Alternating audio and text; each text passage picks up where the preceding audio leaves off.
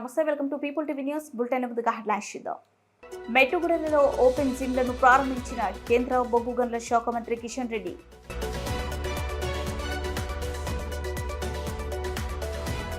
రంగారెడ్డి మడికొండ జలమండలి manager Spoorthi Reddy arrest.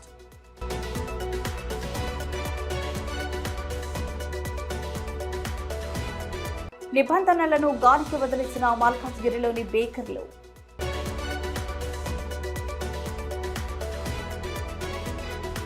August 21 Bharat బంద్ని విజయవంతం చేయండి.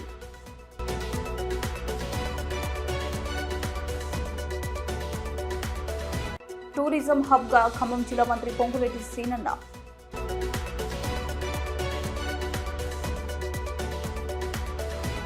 సికింద్రాబాద్ బన్సలాల్పేట పద్మరావు నగర్ మెట్టుగూడెలలో కేంద్ర బొగ్గు గనుల శాఖ మంత్రి కిషన్ రెడ్డి ఓపెన్ జిమ్లను ప్రారంభించారు. హైదరాబాద్ నగర ప్రజలు తమ ఆరోగ్యాన్ని కాపాడుకోవాలంటే రోజు వ్యాయామం చేయాలని సూచించారు. శారీరక శ్రమ లేకపోవడంతో అనారోగ్యాల బారిన పడుతున్నారన్నారు. పాఠశాల విద్యార్థులకు మైదానం వసతి కూడా లేని ప్రమాదకర పరిస్థితి నెలకొందని, బహిరంగ ఖాళీ ప్రదేశాలను కాపాడి పాఠశాల పిల్లలకు మైదానాలుగా మార్చి ఇవ్వాలన్నారు. హైదరాబాద్ నగరంలో ప్రజలు ఆరోగ్యాలను కాపాడేందుకు ప్రభుత్వం చర్యలు తీసుకోవాలని కోరారు.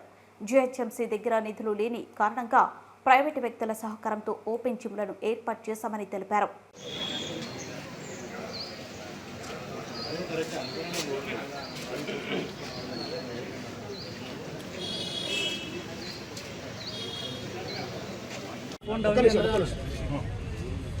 కెమెరా ముందు పెట్టాను.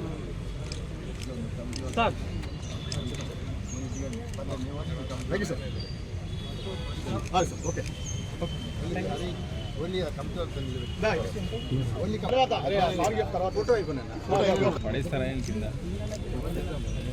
శేఖర్ రెడ్డి చూడవా?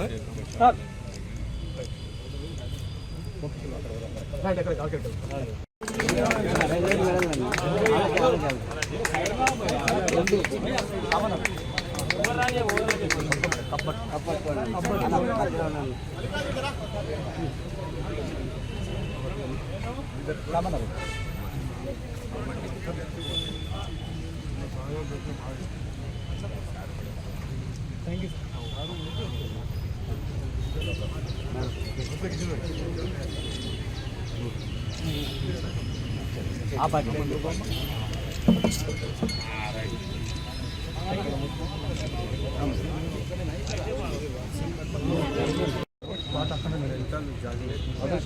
ఇప్పుడు పాపం ఆ రోజు పాపం ఫోన్ అవుతున్నారు. ఫోన్ పట్టుకోవాలంటే భయం అవుతుంది. అందరు ఎలక్ట్రిసిటీ డిపార్ట్మెంట్ వాళ్ళు ఫోన్ చేసి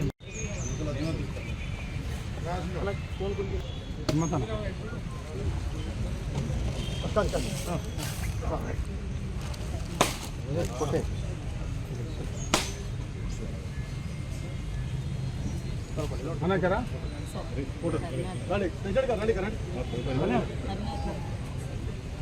అమ్మా మాట్లాడదాం అన్నా. మీరు అందరూ తీసుకోవడానికి శేఖరన్న బాలరెడ్డి గారు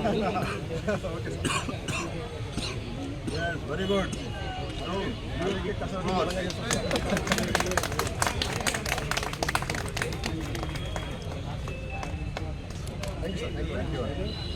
సమాజంలో అనేక రకాల జీవన విధానాలు మారుతూ ఉన్నాయి. ప్రజలు తీవ్రమైనటువంటి ఒత్తిడితో ఈరోజు తమ రోజువారీ కార్యక్రమాలు చేసుకుంటున్నారు. ముఖ్యంగా పట్టణ ప్రాంతాల్లో ఏ రకమైనటువంటి శారీరక శ్రమ లేని కారణంగా అనేక రకాల అనారోగ్య సమస్యలు తలెత్తుతున్న విషయం మనకు అందరికీ తెలుసు.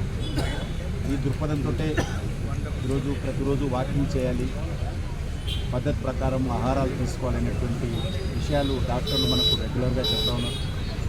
దాంతోపాటు అనేక రకాల వాతావరణ కాలుష్యము, నీటి కాలుష్యము, మరి ఈ రకంగా తీసుకునే ఆహారంలో కూడా అనేక రకాల కెమికల్స్తో కూడినటువంటి ఆహారం తీసుకోవడము, తీవ్రమైనటువంటి మానసిక ఒత్తిడి, దీని కారణంగా కూడా ప్రజలు మరి అనేక రకాల జబ్బులకు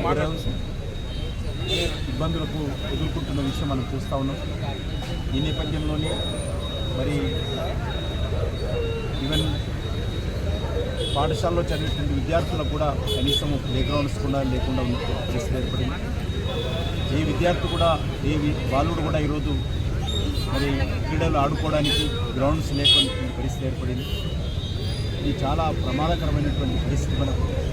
కాబట్టి ఇప్పటికైనా బహిరంగ ప్రదేశాలను మనం రక్షించి ప్రభుత్వ పరంగా ఉన్నటువంటి వాటిని ప్లే గ్రౌండ్స్గా పార్కులుగా తీర్చిదిద్దాల్సినటువంటి అవసరం ఉంది.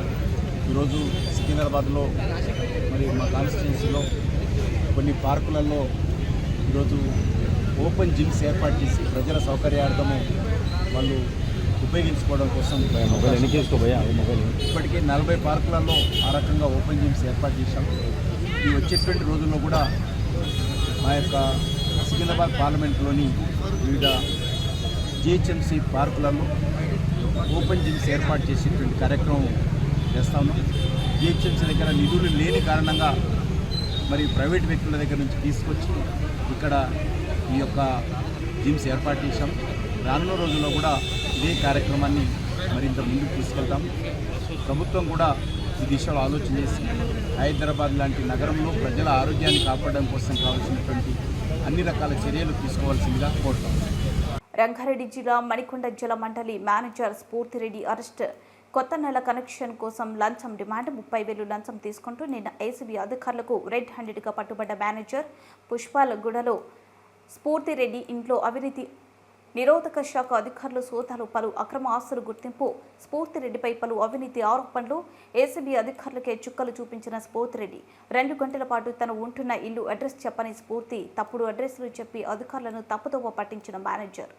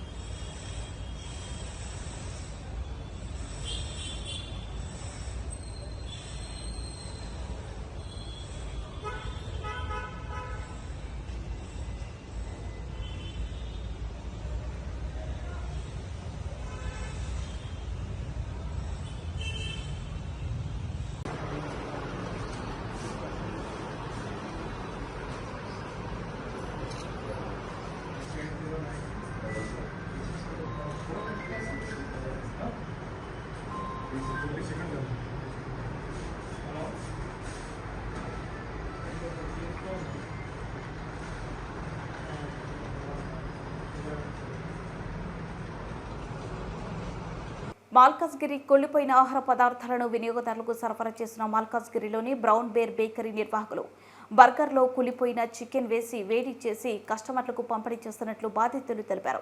దీనిపై మల్కాజ్గిరి పోలీసులకు ఫిర్యాదు చేస్తున్నట్లు బాధితులు తెలిపారు. సాధారణంగా బేకరీలలో చిన్నపిల్లలు, యువకులు ఎక్కువగా తింటుంటారు. కానీ డబ్బుల కోసం కొంతమంది రెస్టారెంట్లు బేకరీలలో సరైన నాణ్యత లేని కుళ్ళిపోయిన ఆహార పదార్థాలను వినియోగదారులకు అమ్ముతున్నారు. వీటిని పట్టించుకోవాల్సిన జీహెచ్ఎంసీ అధికారులు చూసి చూడనట్టు వదిలేస్తున్నారు. దీంతో హోటళ్లు, బేకర్లు, రెస్టారెంట్లు వారికి నచ్చినట్లుగా నిబంధనలు గాలికి వదిలి కూలిపోయిన ఆహార పదార్థాలు ప్రజలకు అమ్ముతున్నారు. అసలే వర్షాకాలం కావడంతో ఇటువంటి ఆహార పదార్థాలు తిన్న ప్రజలు అనారోగ్యాలు పాలవుతున్నారు. ఇప్పటికైనా జీహెచ్ఎంసీ అధికారులు స్పందించి ఇటువంటి హోటళ్లు, బేకరీలు, రెస్టారెంట్లపై దాడులు జరిపి వాటిని సీజ్ చేయాలని ప్రజలు డిమాండ్ చేస్తున్నారు.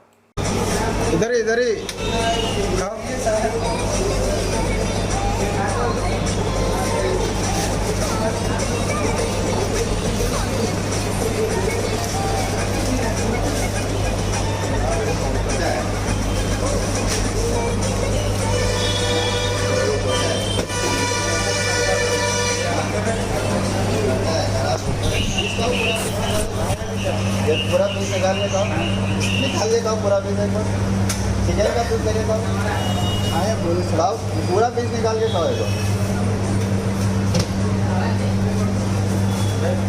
ठीक है, कस्टमर को किसको भी कस्टमर को दे दो।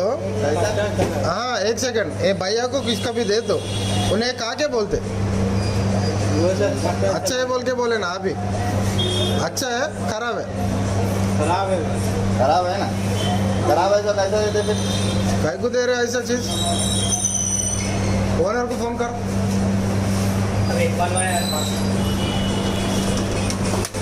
जलाओ दे दो ये दो।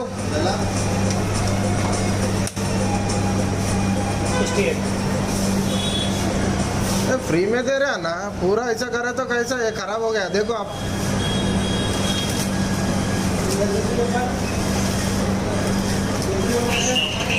వాడే తినాలి కదా, నొమ్మేసి వాడే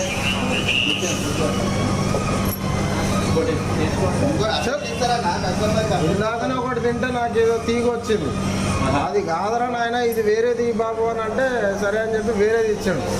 ఇక ఇక్కడ తినుడు ఎందుకు, ఇంటికి పోయి నిమ్మలంగా తిందామని చెప్పి మా భార్య తింటుంది కథం.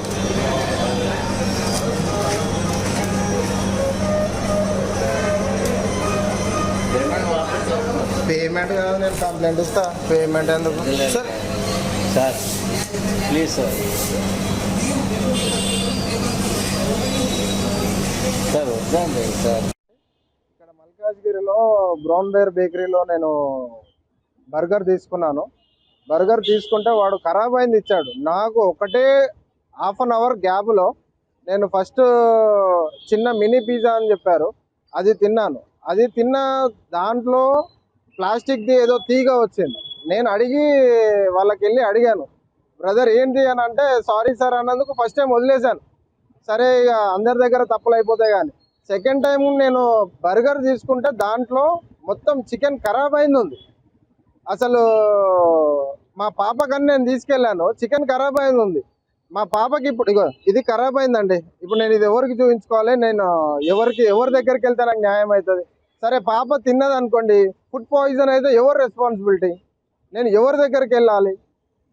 అసలు అధికారులు ఏమో టీవీ ఓపెన్ చేయగానే అధికారులు అది మొత్తం లైక్ అది చేస్తున్నాము ఇది చేస్తున్నాము అని చెప్పి వాళ్ళకే ఉంటుంది.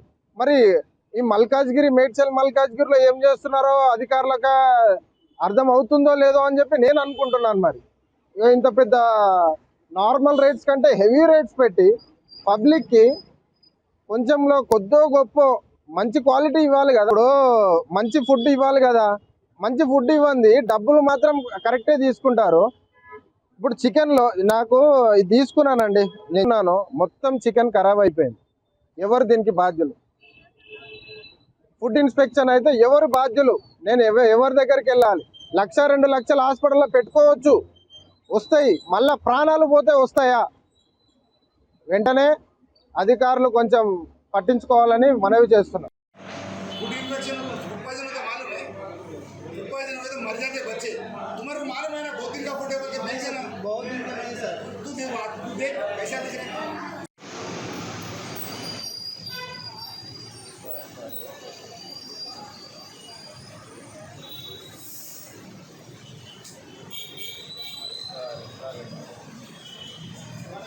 ఎస్సీ వర్గీకరణ వ్యతిరేక పోరాట సమితి ఆధ్వర్యంలో మంచిర్యాల జిల్లా కేంద్రంలోని జిల్లా ప్రెస్ క్లబ్లో ప్రెస్ మీట్ నిర్వహించారు. ఆగస్టు 1న ఎస్సీ ఎస్టీల ఉపకులాల వర్గీకరణ చేసుకోవచ్చని సుప్రీంకోర్టు ఇచ్చిన తీర్పును నిరసిస్తూ ఎస్సీ వర్గీకరణ పోరాట సమితి ఆధ్వర్యంలో ఆగస్టు 21న భారత్ బంద్కు పలువురు నాయకులు జిల్లా బంద్లో పిలుపునిచ్చారు. ఈ సందర్భంగా నాయకులు మాట్లాడుతూ ఆగస్టు 1న భారత అత్యున్నత న్యాయస్థానమైన సుప్రీంకోర్టు ఆగస్టు 1న రాజ్యాంగ విరుద్ధమైన తీర్పు ఇచ్చిందని ఆవేదన వ్యక్తం చేశారు. 2004లో 5గురితో కూడిన ధర్మాసనం ఎస్సీ ఎస్టీల ఉపకులాల వర్గీకరణ సాధ్యం కాదని, ఇది రాజ్యాంగ విరుద్ధమని తీర్పిచ్చిందని గుర్తు చేశారు. ఇది ముమ్మాటికి సుప్రీంకోర్టు తీర్పుగా మేము భావిస్తలేమని, ఇది నరేంద్ర మోడీ తీర్పుగాని భావిస్తున్నామని అన్నారు. సుప్రీంకోర్టు తీర్పు వ్యతిరేకంగా భారత బంద్ను స్వచ్ఛందంగా ఆర్టీసీ విద్యాసంస్థలు, ప్రభుత్వ రంగ సంస్థలు, ప్రైవేట్ రంగ సంస్థలు, వ్యాపార సముదాయాలు స్వచ్ఛందంగా బంద్కి సహకరించాలని, మా న్యాయమైన రాజ్యాంగ పరిరక్షణ కోసం సహకరించాలని కోరారు. ఈ కార్యక్రమంలో నాయకులు జూపాక సుధీర్, పట్టా మధుకర్, ఆసాది పురుషోత్తం, పల్టేపు శంకరయ్య, కుంభాల రాజేష్, నక్క శ్రీనివాస్, మండల రవికుమార్, దేవరపల్లి మధుబాబు, సొల్లు శ్రీనివాస్, నాగమల్ల ప్రకాష్, నారమల్ల పురుషోత్తం తదితరులు పాల్గొన్నారు. అందరూ సహకరించాలని మంచిర్యాల జిల్లా ప్రజలందరినీ మాల మహానాడు తరఫున కోరుకోవడం జరుగుతున్నది. వర్గీకరణ అనేది ఒక శుద్ధ తప్పు. దానిని మాలల 59 రకాల కులాలకు చిచ్చు పెట్టి చలిమంట కాగుతున్న రాజకీయ నాయకులారా, ఖబర్దార్ మరియు మేధావులారా ఆలోచించండి. ఎస్సీలకు అందరికీ చిచ్చు పెట్టి ఒక ఇదిగా చూస్తున్నారు. కానీ దీనిని మాల మహానాడు తీవ్రంగా ఖండిస్తుంది. మరియు ఇంతకుముందు ఏదైతే 59 రకాల కులాలు ఉన్నాయో దానిని మనోడే కదా అని చెప్పేసి మేము సైతం వారికి ఛాన్స్ ఇచ్చాం. ఇప్పటి వరకు రాజకీయంగా కానీ ఉద్యోగపరంగా కానీ మరియు ఏ రంగంలో కానీ మాదిగ సోదరులకు ఎంతో రిజర్వేషన్ కల్పించాము. కానీ ఈ రోజు నుండి ఖబర్దార్ రిజర్వేషన్ అడ్డం పెట్టుకొని ఏమో చేద్దాం అనుకుంటున్నారు. కానీ అది కుదరదు. ఈ రోజు నుంచి మాకు సైతం వచ్చే వాటా కోసం మేము ఫైట్ చేసి అయినా సరే ఈ రిజర్వేషన్లు రద్దు చేయడమే కాదు, ఇక ముందు జరిగే ఏ వాటాలలోనే కూడా మేము దానిని కళాకంటిగా సాధిస్తామని మన మంచిర్యాల జిల్లా తరఫున నేను విన్నవించుకుంటున్నాను. జయమాల ఈ నెల 21 తారీఖు రోజున మాల మహానాడు ఆధ్వర్యంలో మంచిర్యాల జిల్లా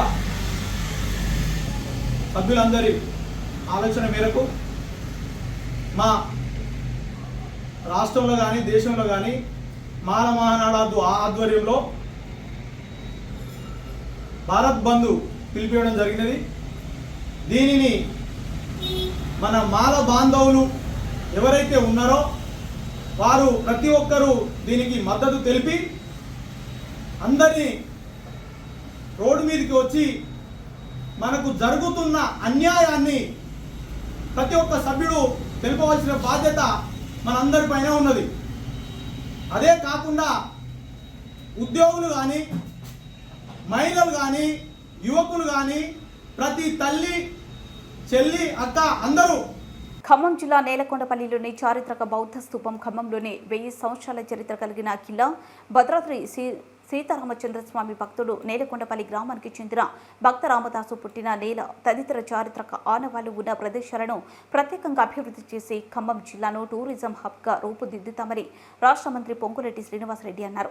బుధవారం ఖమ్మం జిల్లా నేలకొండపల్లి మండల కేంద్రంలో 3 కోట్ల వ్యయంతో నిర్మించిన శ్రీ భక్త రామదాసు ధ్యాన మందిరాన్ని రాష్ట్ర రెవెన్యూ, హౌసింగ్, సమాచార పౌర సంబంధాల శాఖ మంత్రివర్యులు పొంగులేటి శ్రీనివాసరెడ్డి ప్రారంభించారు.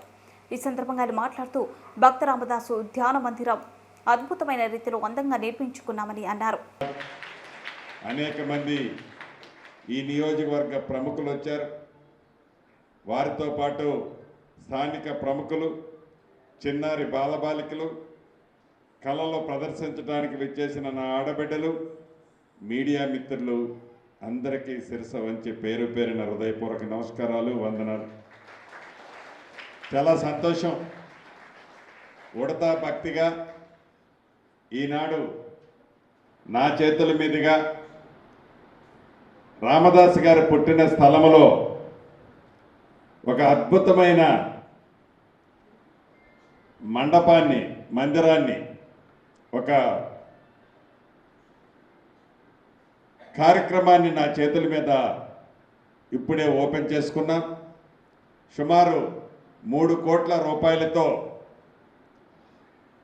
అన్ని వసతులతో ఆనాడి రామదాసు గారు శ్రీరామచంద్రులకి, సీతమ్మ వారికి ఏవైతే సేవలు చేసిన ప్రతి విషయాన్ని కంటికి కొట్టొచ్చేటట్టు చిత్రపటాల ద్వారా లోన అద్భుతంగా ఏర్పాటు చేశారు. అంతేకాదు, అంటే దీంట్లోకి వస్తేనే ఒక ధ్యాన మందిరంలో వచ్చే ఫీలింగ్ వచ్చే విధంగా, ప్రశాంతమైన మనసుతో ధ్యానించుకునే విధంగా చాలా బ్రహ్మాండంగా ఏర్పాటు చేసుకున్నాం. ఈ కార్యక్రమంలో పాలుపంచుకున్న అధికారుల్ని మనస్ఫూర్తిగా అభినందిస్తున్నాను. ఎందుకంటే అధికారి గారు రిటైర్ అయినా వారి కృషి తప్పకుండా మనం అభినందించుకోవాలి. అంతేకాదు, 4 రోజుల క్రితమే ఉప ముఖ్యమంత్రి వర్యులు భట్టి గారు, టూరిజం శాఖ మంత్రివర్యులు జూపల్లి కృష్ణారావు గారు, ఎంపీ గారు, కార్పొరేషన్ చైర్మన్లు, నేను బౌద్ధ స్తూపాన్ని పరిశీలించి ఇక్కడ ఈ ప్రపంచంలోనే 4-5 పెద్ద బౌద్ధ స్తూపాలుంటే అందుట్లో మన నేలకొండపల్లిలో ఉన్న బౌద్ధ స్తూపం 3వ స్థానమో 4వ స్థానంలోనో ఉంటుంది. దానికి మనం గర్వపడాలి. దాన్నే కాకుండా భక్త రామదాస్ గారికి సంబంధించిన ఈ గ్రామంలో ఈ ఇంటి పరిసర ప్రాంతాలను కూడా నా సహచార మంత్రులతో పాటు ముఖ్యులందరం పర్యటించాం. టూరిజం ప్లేసుల్లో ఈ 2 ప్లేసుల్ని నేలకొండపల్లి మండలంలో అద్భుతంగా అభివృద్ధి చేయాలన్నది ఈ ప్రభుత్వం యొక్క లక్ష్యం. ఇంతకుముందే కమిటీ సభ్యులు కొన్ని కోరికలు కోరారు. ఒకటేనన్నా అని చెప్పి కనీసం ఒక 6-7 కోరికలు కోరారు పెద్దాయన.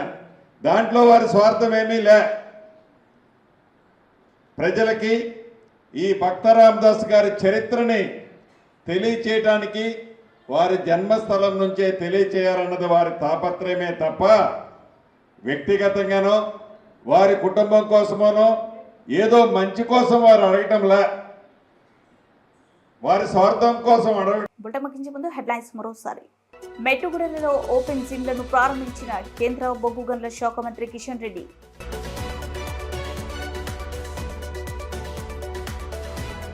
రంగారెడ్డి మడికొండ జలమండలి manager Spoorthi Reddy arrest.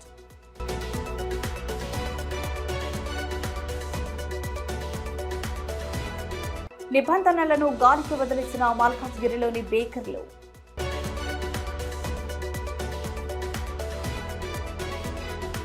August 21 Bharat బంద్ని విజయవంతం చేయండి.